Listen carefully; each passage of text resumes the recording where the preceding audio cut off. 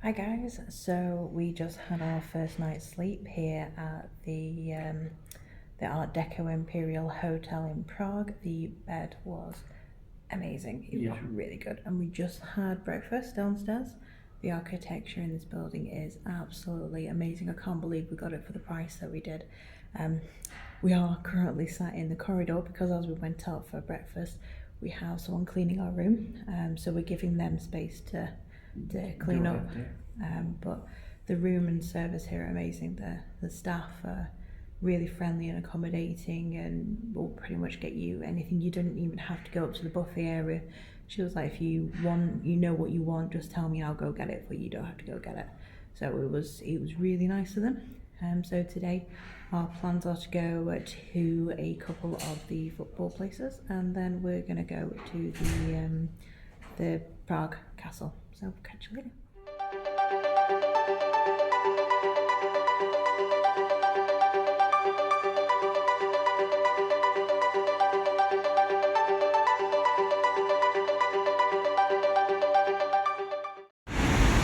Hi guys, so we're in Bedford Square in Prague. We've just been to a couple of the football grounds for Paul so that he can get his football fix in while he's here.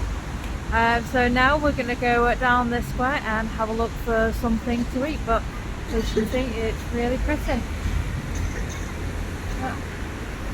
Really nice. The weather today is about 14, so it's lovely and warm. It's not rained at all since we've been here, so I think we've been quite lucky in the weather today. Yeah.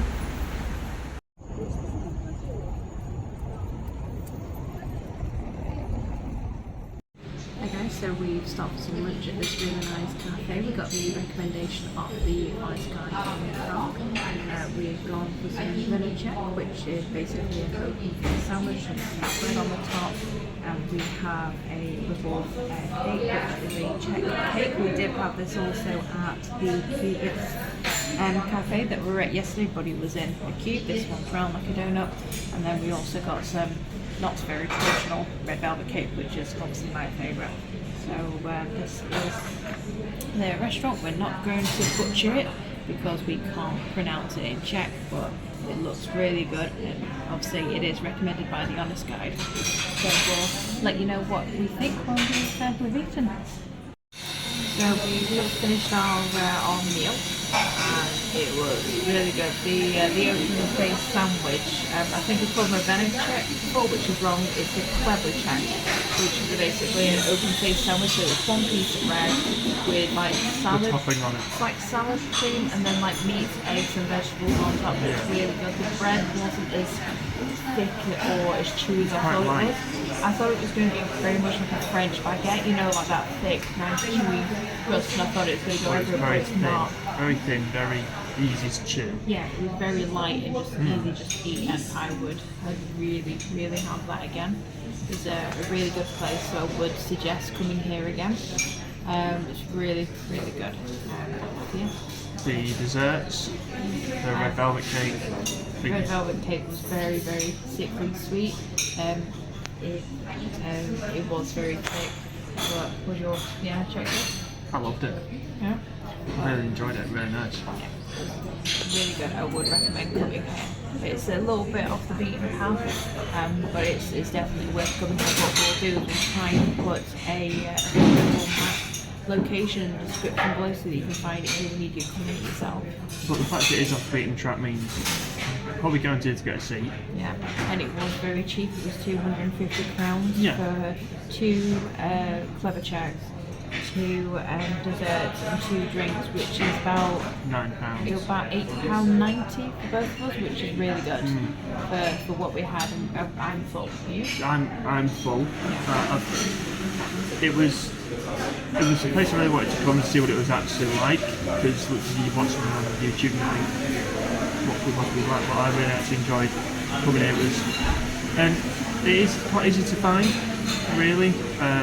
Once you're in Michelin Star, it's quite an easy walk to get here, and we find it relatively straightforward. Yeah, so we'll check in with you guys later. We'll walk around. I think we're going to go to Prague Castle a bit as well. We alone in the castle in the sky. We can run away and leave this world behind. Please just take me home to a castle in the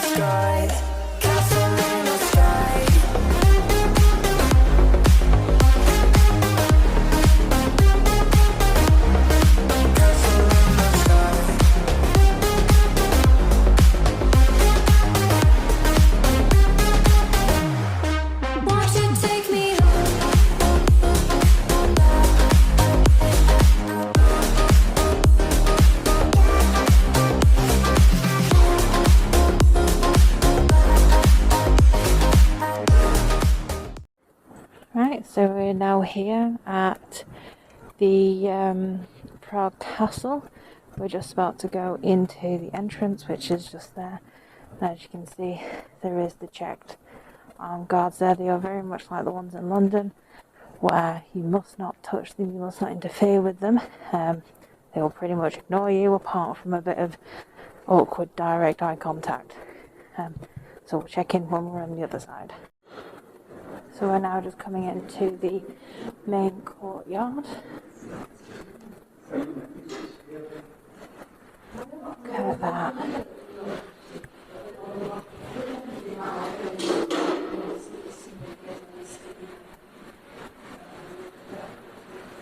Absolutely amazing. On a normal day, this would be absolutely jam-packed with people. And this is at 2 p.m. in the evening. Absolutely amazing architecture.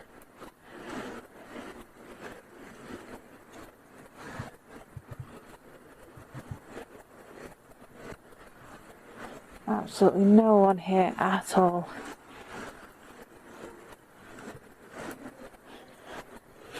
You can see the apostles on there. We've got St. Paul and we've got St. Peter there as well in gold at the top.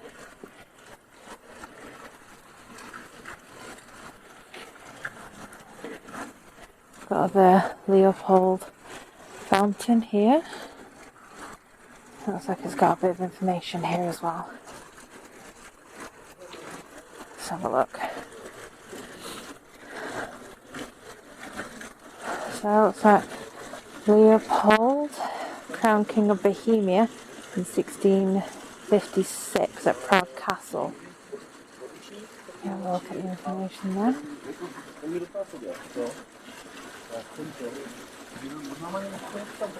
So on here it's saying the fountain is ended with the Emperor's eagle, and the eagle is wearing a heart shield on its breast. So that is way up at the top there, if you can see it. You can see it just there. There's the egg, and as you can see is the eagle.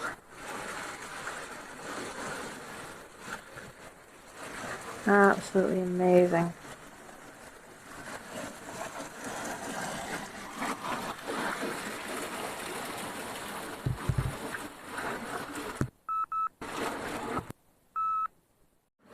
So here we have, yeah, so we've got a map, so we're just above the cathedral there, if you can see it all, and here are the prices for the Prague Castle. So we're going to go, So we're currently there. right, so we're going to go for the full admission so that we can have a look at pretty much all of it here and show you around. You can see there are discounted rates for schools. You can get an auto guide as well. And there's quite a lot to see on here.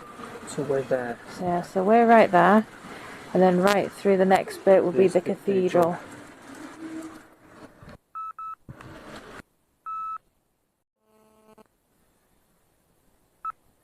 So here is the gift shop. So we've got quite a lot of glass baubles, traditional Czech ornaments. Got nutcrackers. I've got pens, umbrellas, and some music boxes and books, posters. And then we've got some more traditional baubles over here. I would love to take one of these home, but they are glass. I don't think they'd make it in my hand luggage with the little room that I've got. So we just got our tickets, and this is the first one that we're going to see, which is the old royal palace. So this is here, and it's actually used as now as a government building, hence the armed guards that are also in this as well.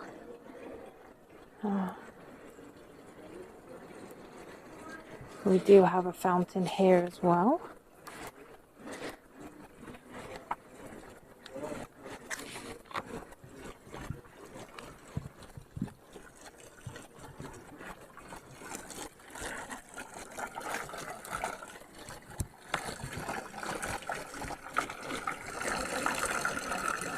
looks like it's a dragon spouting water, I think.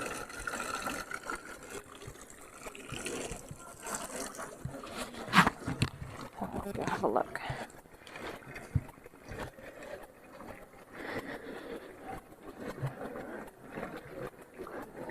So everything is numbered, so you know which one you're going in first, and on the back of your ticket you do get a little map as well of where you're going and what they are. So there's quite a few sort of fountains around here as well, which is quite nice. It's very quiet. Again, there's hardly anyone here, which I'm surprised by. I thought there'd still be people here. So we'll see if we can shoot inside. If not, I'll see you in a bit.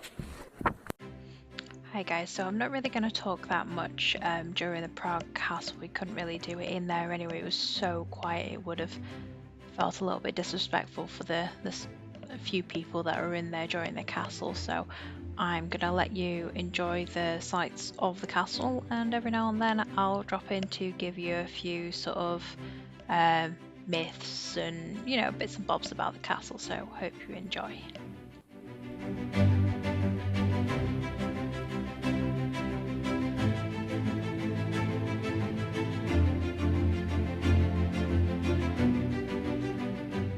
So this is the main part of the castle. As soon as you come in, it's a massive hall. I presume this would have been some sort of like maybe a gathering hall or banquet hall, something of the sort, but it's absolutely massive, and you can see they're doing some restoration work on the plaster, looks like here. So a bit about the castle. So it's thought to be the largest castle in the world, spanning over 18 acres. The first building wasn't actually the castle here, it was actually the Virgin Mary Church, which was built around the year 870, so it is pretty old. And then a few decades later, a few other religious buildings were added, which is the St. George's Basilica, which we'll be going in later, and the St. Beatrice Cathedral, which is another one that's on here later. And then this became the resting place of the Bohemian kings. St. George's Basilica is known mostly for having its organ and classical music concerts, just because the way that the building is built, it helps the notes quite a lot. So then the complex after that did speed up pace with the different things that have been added to it. So in the 12th century it was renovated and expanded. 200 years later it was then abandoned for quite a while, but then the churches and forts were still in use that were around, and it wasn't actually till 1485 the work started again. And this was Vasclad Hall that was added to it. Then there was a massive fire in the mid 1500s, and that's when the castle was restored once again. Then it was then unfortunately severely damaged during the Bohemian Revolt and the battles sort of there afterwards. And then, even more bad luck, it was then looted by the Swedes as part of the ongoing war. And then everything chilled out. But it wasn't until 1848 when the castle went under major renovations, and this is when the Empress Maria Theresa was actually in power and actually got it going again. But nowadays it's actually used as a household for the President of the Czech Republic. An interesting fact, I didn't know about this until I actually had a look at it, was in March, the 15th of March 1939, it was actually occupied by Adolf Hitler. He actually stayed at the castle, but left shortly after, leaving one of his generals here who was sort of attacked after it. So it's quite interesting. What I liked about the hall here is that throughout the castle it has these little boards that you can see here. They're all glass, so it doesn't impede what you can see on the other side, but it gives you history of whereabouts you are in the castle, so you can have a read and actually have a look at the painting. Now this is one of my favourite rooms. If you have a look on the walls here, all those, they're not pictures or anything, and they are hand painted, and I believe they're the different crests of the nobility of the time. And it's the amount of detail, it doesn't really pick it up on the camera that much, but it is absolutely amazing in here. I loved it. The artwork is amazing.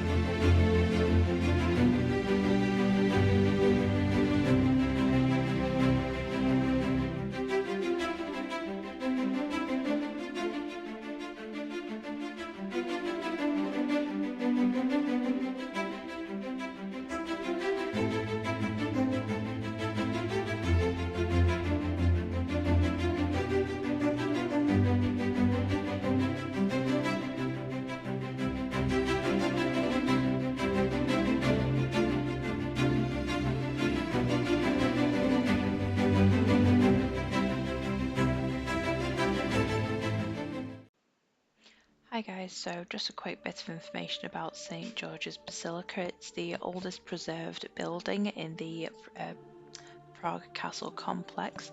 It was founded by the Duke of Bohemia, which was the first ruling dynasty in the Czech Republic, and it's now used as a burial ground for the first royalty. Now, it was also founded as the first female convent in Czech Prague, but then it was destroyed in a fire and then rebuilt in this Romanesque style in the 12th century. And there are some really interesting crypts here as well that you can see, and some of the remaining infrastructure is still here as well.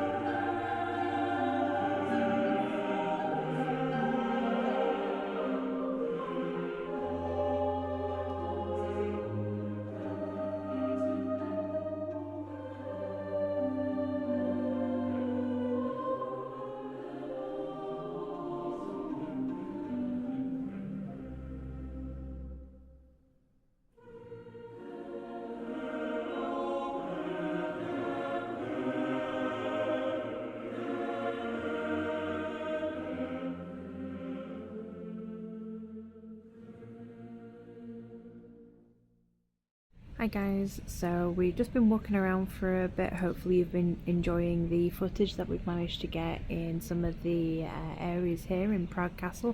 It is absolutely breathtaking. I can't believe the things that they've done over the years inside some of these buildings that nowadays would take maybe a couple of years. I can't imagine how long it's taken them to build this. They are doing a lot of work on renovation to bring it back up to standard, and not some of the buildings which I did show you. I've taken a rest because my back is hurting. However, Paul has decided to go up the bell tower and get some of the views of Prague. I have asked him to take me some footage while he's up there, and I've been told that there is the biggest bell in Prague in this tower, and it's 280 something steps all the way up and then back all the way down. So I'll include this footage now. It's just amazing.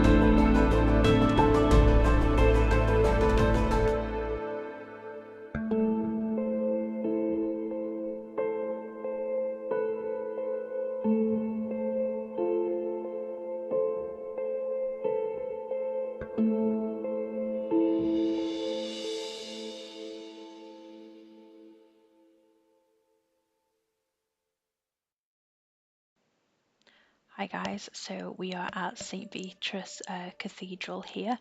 It's a Roman Catholic cathedral at the location in Prague Castle. Now I didn't know this, but there's actually been 3 different sort of like churches in the same area that's actually built on top of each other. So the first one was built by the Duke of Bohemia in 1930. To try and convert a lot of the pagans that were still in the area into Christians, and this was about the 11th century. And then later on in the year 60, the next one was built, and this was founded by one of the princes at that particular time, because he noticed that the church was far too small to actually accommodate the people that were coming to it. And then much later on, It then moved into the Gothic cathedral that you can see that's here now. And some of the artwork in here is absolutely amazing. I mean, we went round the whole entire thing, and as we go around, you'll see what I mean. It's absolutely amazing to have a look at the architecture in here. It's so well preserved as well. The Czech Republic here do look after things like this, and it's preserved so well. So I'll let you enjoy.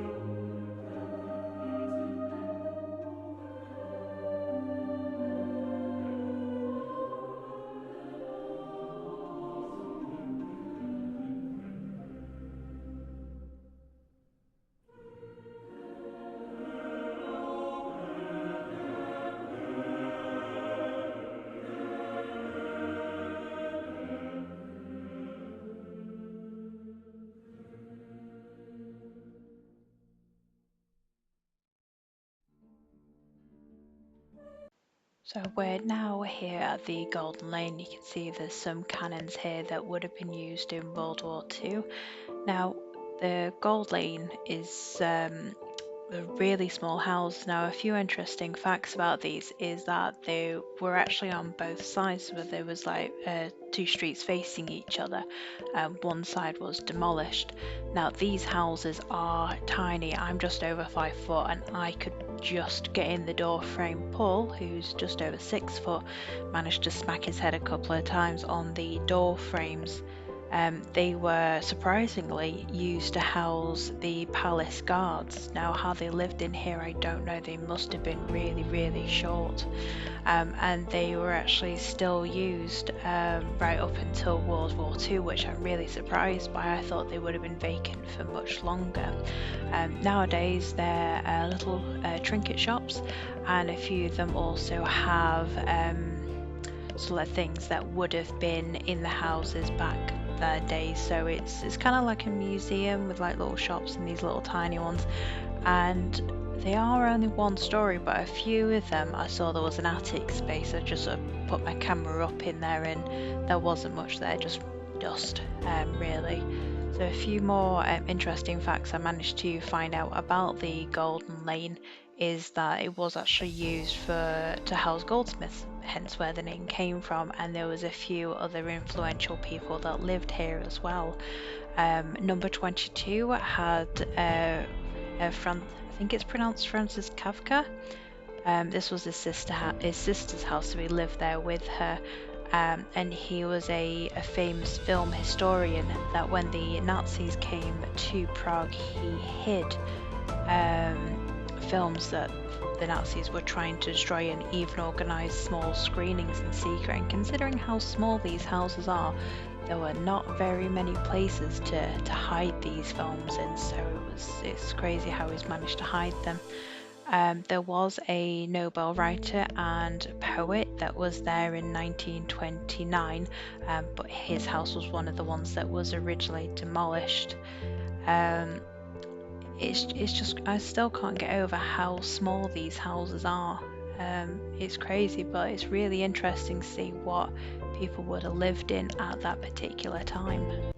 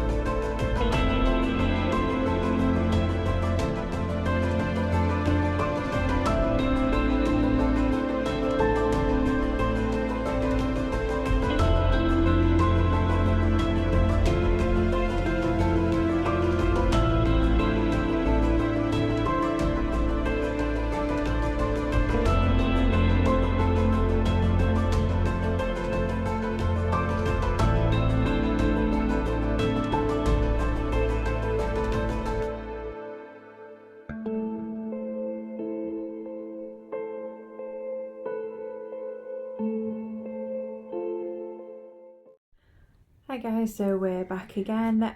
We've just had dinner at the hotel. We thought we'd give it a try because it always looks really full and the food can't be that bad if it's really full every evening. It was really good. It was amazing. I had the double fist burger with a side of fries, and you had a traditional Czech dinner, didn't you? I did. I had dumplings with braised pork. Yeah. It was very nice. Mm-hmm. And I had like a brothy thing with it as well. Oh, we had the she said, did you want some paste and bread? And I thought it was going to be spread like you know, like butter or something. It didn't. She came out and it was pink, and she saw me looking a bit funny, and she goes, oh, it's ham and cheese. It's ham and cheese spread. I'm like, okay. And that was actually really that was good. it was really weird, but really nice at the same time. But it was really nice. It was just the colour. It looked like salmon. It had the salmon pinkishness, but you could definitely taste the ham and cheese. Yeah, but we got pictures of everything. We didn't want to take too much film in there because people were having their dinner quite close to us. We didn't want to disturb, but we did take a few videos of the decor in there because it's really nice. Yeah. It is. But yeah, it was really good. So we're now going to go veg because walking around Prague Castle has taken it out of us completely. Yeah, just a bit. It's bigger than you think. You need a good sort of full day almost to enjoy the amount of stuff in there. We did miss a few bits out Purely because they were closed. because they were closed during COVID, but it was good. We enjoyed it. I mean, I climbed the clock tower inside the cathedral. Now, I'm not too good with heights, but I thought, I'll challenge myself. May as well go ahead and do it. And yeah, it was really fun. I mean, I was at the top of the tower when the bells rang out, so it was quite a weird experience. But yeah, it was I would thoroughly recommend climbing them. Okay. So for now, that's for us, and we'll catch you tomorrow. See you later, guys. Bye.